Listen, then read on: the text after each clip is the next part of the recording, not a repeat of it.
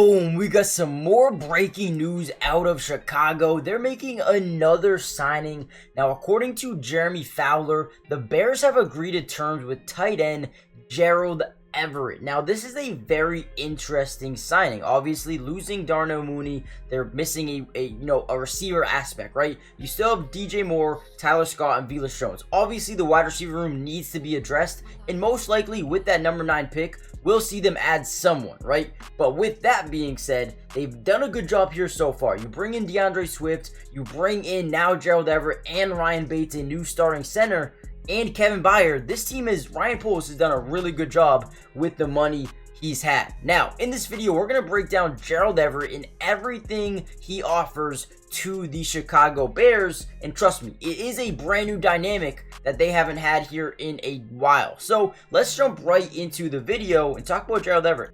Okay, so the first thing I notice when I watch and I break down Gerald Everett film is he is fast, right? 6'3" frame, 250 pounds, 29 years old, but has lightning speed, can also just get up the seams and the sidelines with ease. He's played 7 years in the NFL for the Rams, Seattle, and then the most recently of the LA Chargers. This season, he caught 51 passes for 411 yards and 3 touchdowns. But get this, over his 7-year career, he is averaging 10 yards per reception. So right away, when we look at Gerald Everett, we know he is someone that can catch passes, make plays after the initial contact catch, and get down the field, right? So this is going to be huge for them going forward. I already mentioned how they lost Darnell Mooney, right? Losing a receiver means you can get better in other areas, right? So obviously they'll probably go out and sign a guy like Hollywood or maybe trade for a guy like T. Higgins, but most likely they go out and draft a guy in the NFL draft in a couple of months from now or a couple weeks from now. So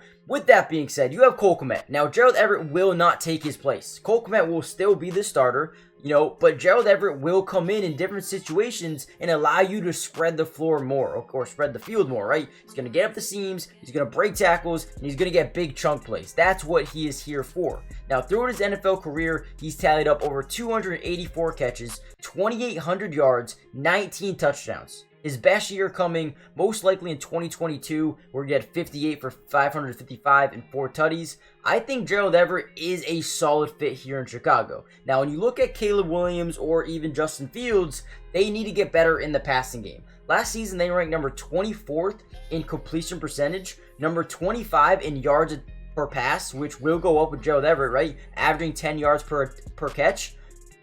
Right away, that is good, right? They're also ranking number 27th in pass yards per game. So right away, we sit here and think that the passing game needed to get better. They already were one of the best running attacks in football, but the passing game needed to be better.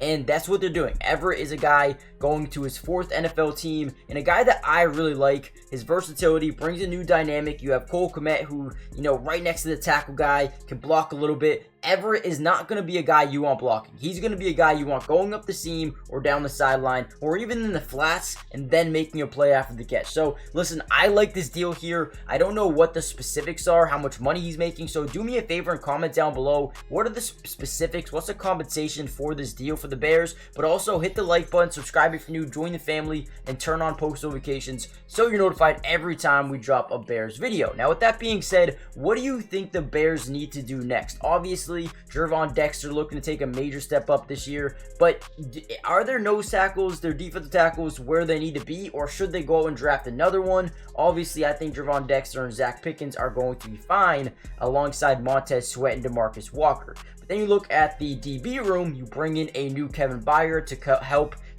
develop Jaquan Brisker. You have Jalen Johnson on a brand new deal. Tyreek Stevenson, Kyler Gordon, very young, right? They need some development in that aspect. I would say the only hole in this team right now is the wide receiver room. And once you fix that, this team is going to take a major jump up. Let me know what you guys think. Hit the like button, subscribe if you're new, and I'll see you guys in the next video.